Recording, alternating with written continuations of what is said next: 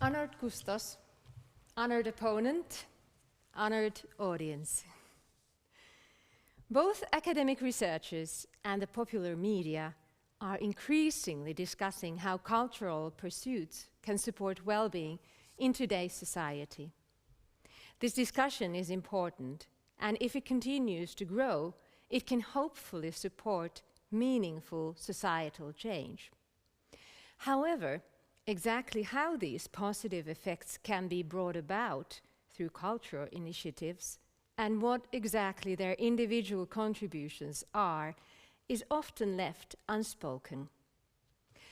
Well-being has often been considered to be only an unintended byproduct of widespread societal systems such as pedagogical processes and school practices. And yet, bullying in schools is the most common form of violence among children and youths. What can our contribution be to furthering this discussion and helping solve such problems?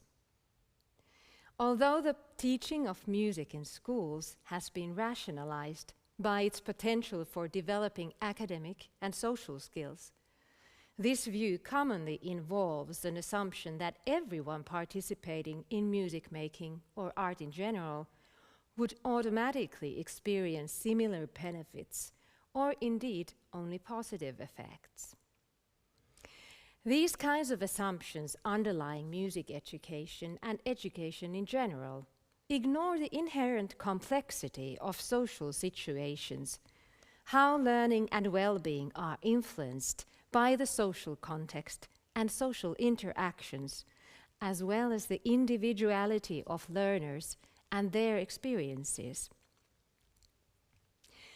I have argued in my dissertation for the need to recognize the complexity of life and social systems. By this, I mean how musical learning and well-being are interrelated throughout a broad range of contextual, physical, and mental factors, such as the overall social context, the participants' past experiences, and the specific environments they are living in. In our classrooms or choir performances, it is never only music or sounds that are made. Instead, the people and the environment and their interactions with each other are constantly and collaboratively either enhancing or inhibiting everyone's learning and well-being. As Jackson and Barnett have argued, not all social learning is an absolute good. The aim of my doctoral inquiry has been to understand how musical and social learning environments could be constructed so that they support inclusive participation through improvisation. I highlight the importance of social practices, the interactions between the participants, and the complexity of the social systems involved in the interweaving of improvisation, teaching, and learning. Sociologist Tia De Nora has argued that both learning and well-being can be afforded, as in provided or gained, from one and the same activity. With this in mind, ignoring the fact that well-being can be either enhanced or inhibited in educational contexts or art practices could lead to disregarding the holistic nature of the human experience and possibly furthering the spread and effects of inequality.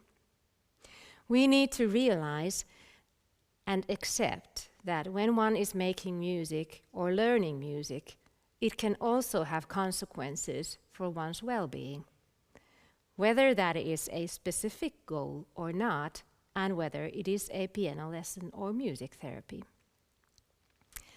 With this in mind, the learning activity I explored in this doctoral research is musical and social improvisation in 2 adult choirs.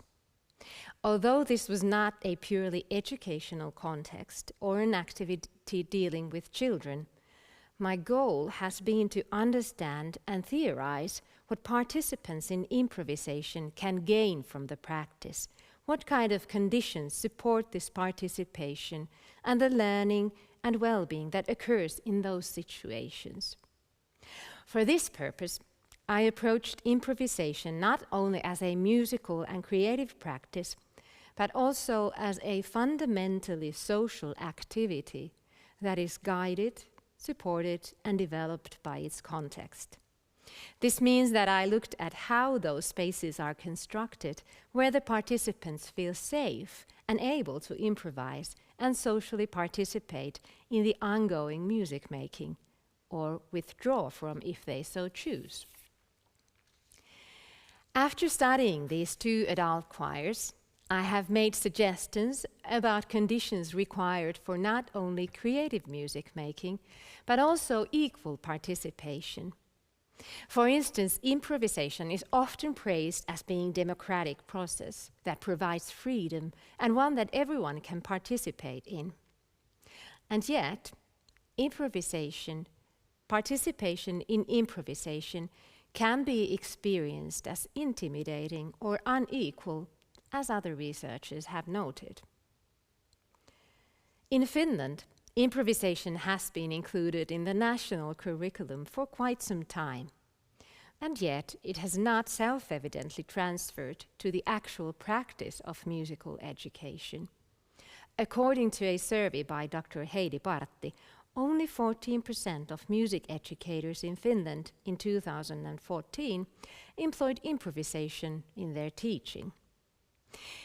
In this dissertation, I assert that the full potential of improvisation, and particularly free improvisation and its plural affordances, have not yet been recognized.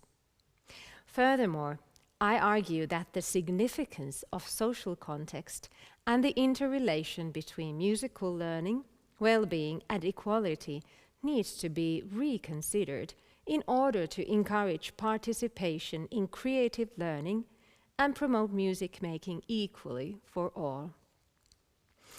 As Professor of Education Emeritus Linda Darling-Hammond and others have argued, learning is shaped by interactions among the environmental factors, relationships, and learning opportunities one experiences.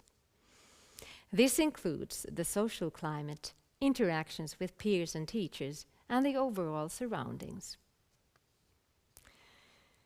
This dissertation arose from the need to understand from a theoretical perspective how aspects of one's immediate environment, and especially the participants' prior experiences and feelings that are provoked by them, can affect their learning, improvisation, and well-being.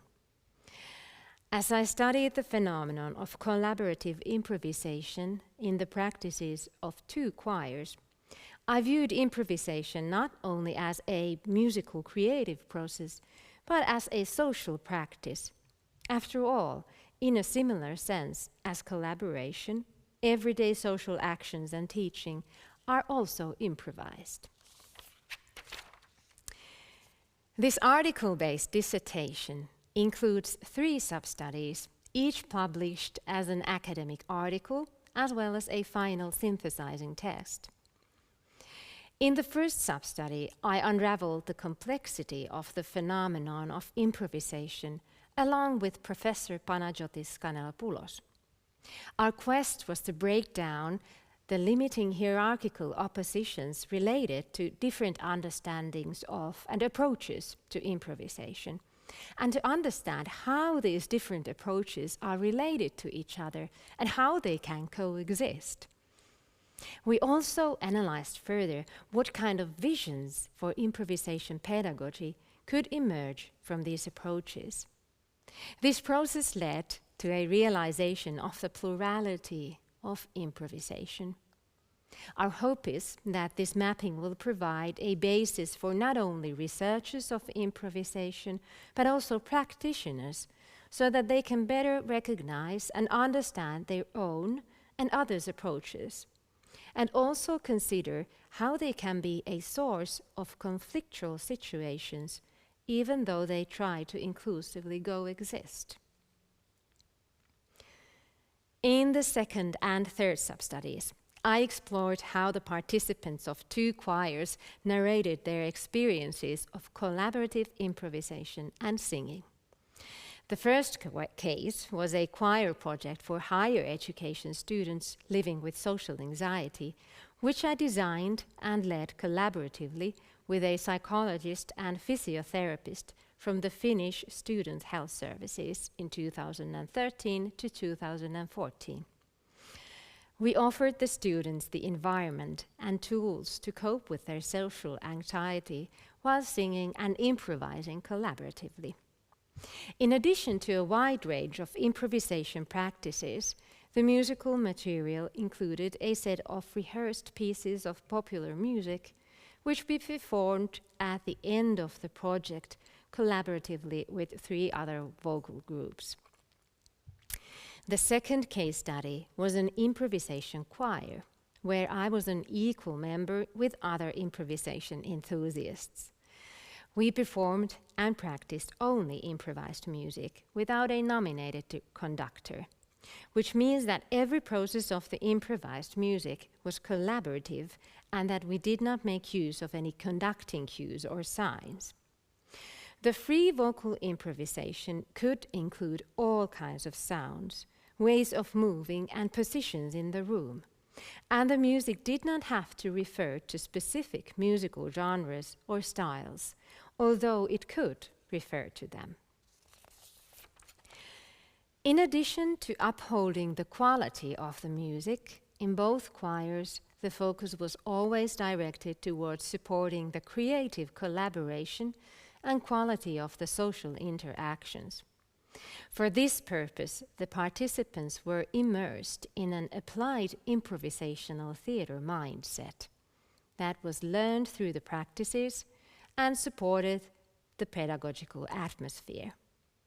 We did not improvise scenes or stories as such, but rather we employed some of the principles of practice from improvised theatre to the collaborative and musical processes. For instance, an improvised song could be started so that some of the guidelines or tenets from improvised theatre were applied as the mindset, such as be present in the moment and focus on supporting the partner. With the support of this improvisational, social and creative mindset, the improvisation in the 2 choirs was expanded from being a musical tool and performance medium to being a social process and pedagogical approach. This approach assumes that interaction is a multimodal process, responding and reacting to impulses with all of one's senses and one's whole body. Although the idea of combining music and theatre is not new in music education, and improvisation has a long history both in music and theatre, I argue that research and practice have not yet taken into account all of the opportunities this combination could provide to educational and pedagogical contexts. This argument can be supported by the worldwide application of applied improvisational theatre, or more briefly, applied improvisation, in diverse fields.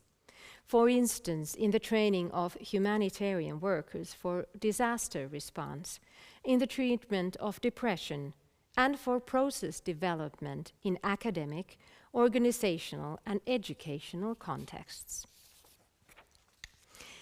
In this dissertation, improvisation was viewed as an example of how people are influenced by the features of their environment and their interactions with other people. A feature of improvisation, which perhaps makes it a more delicate practice than more pre-planned activities, is the uncertainty it entails. To better appreciate this, we can think of how we actually improvise on a daily basis. For instance, when starting a conversation, we cannot fully predict the future of the process and what the other person is going to say or do. Improvisation always includes some level of uncertainty about what is coming or what is going to happen. When we are improvising, Whether it is in everyday conversations or musical practice, we react to the impulses and respond according to what we see, hear, feel, and understand at that specific moment. An understanding of the characteristic uncertainty of improvisation is vital to understanding how we are coping with the constant state of flux in today's society.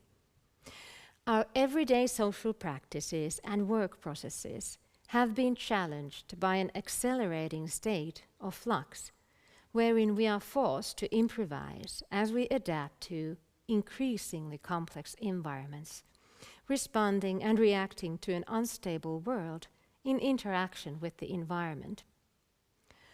Professor of Transformative Inquiry, Dr. Montuori, has stated, "Life is a complex world which requires the ability to improvise, to deal with and indeed to create the unforeseen, the surprise." With this in mind, I became interested in what we do in those moments when uncertainty and all the feelings related to uncertainty, such as discomfort or fear of mistakes, are encountered in improvisation. Using the vantage point of socio-ecological theory, I began to unfold the social and relational processes of free improvisation and collaborative singing in the two choirs. The findings confirm that if the context and social processes are guided towards a collaborative construction of safety and reciprocal support, free improvisation and collaborative singing can enable equal participation, regardless of prior musical or social skills.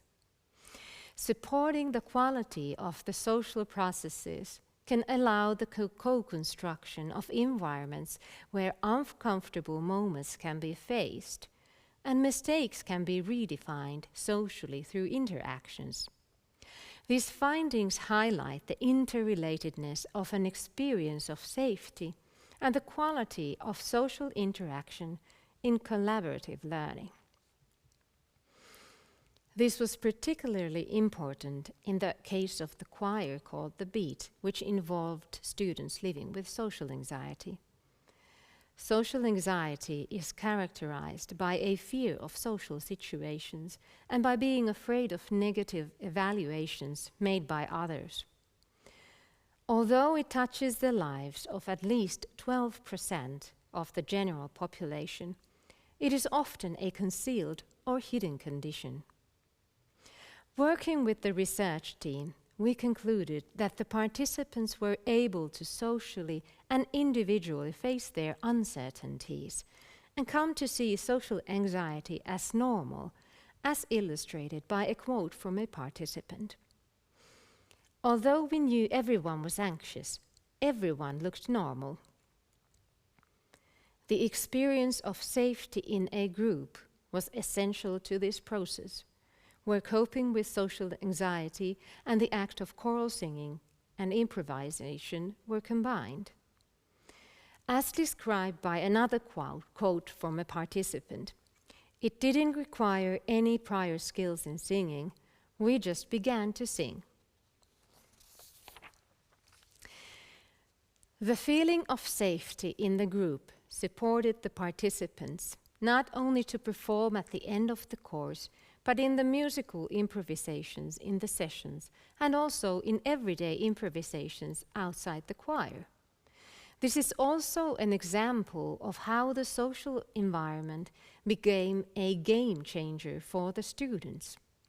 In light of this, I would stress that it is important to develop pedagogical practices in music educational contexts and in education at large that support all learners engaging in reciprocal social processes.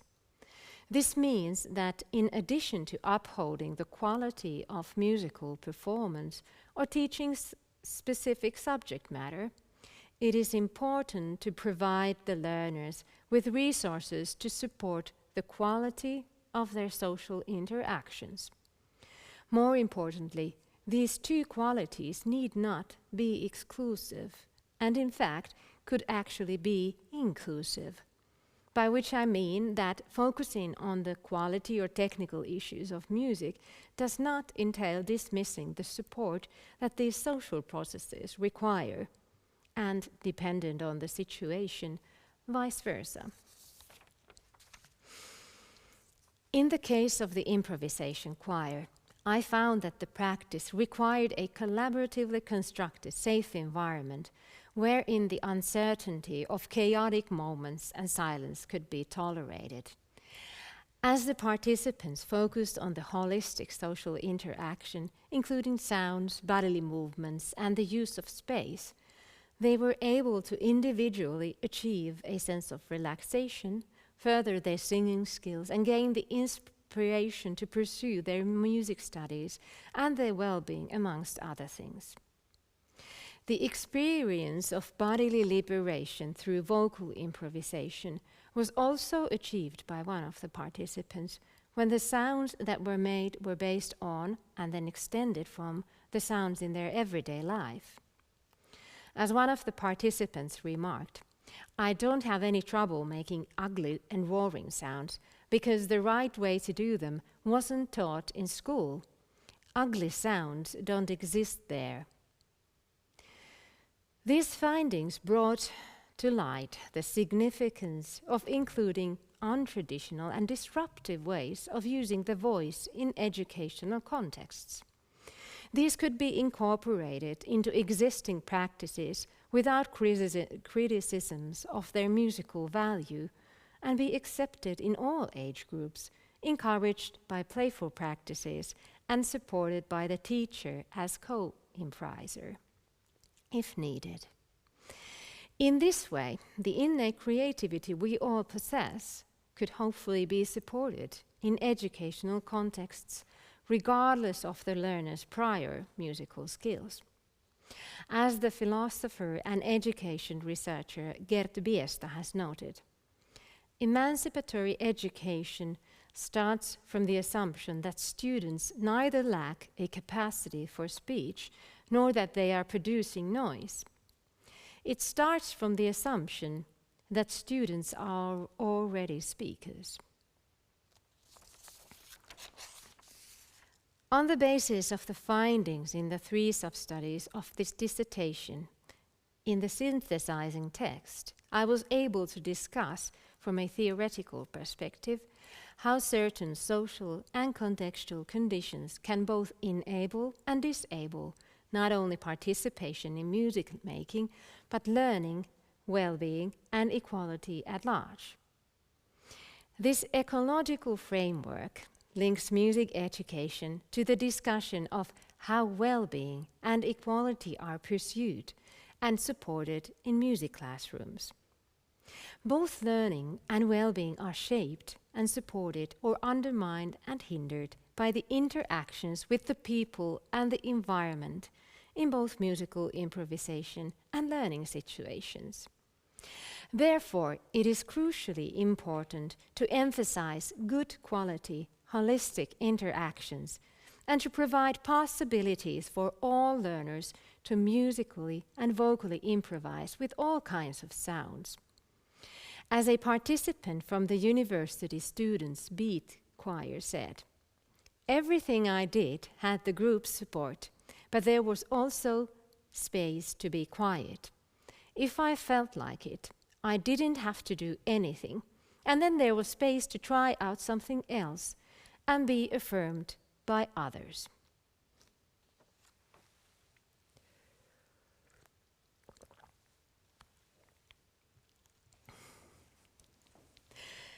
I hereby call upon you, honored opponent, as the examiner appointed by the Academy Board at the Sibelius Academy of Uni Arts Helsinki, to evaluate my doctoral dissertation and to present the critical comments you deem it deserves.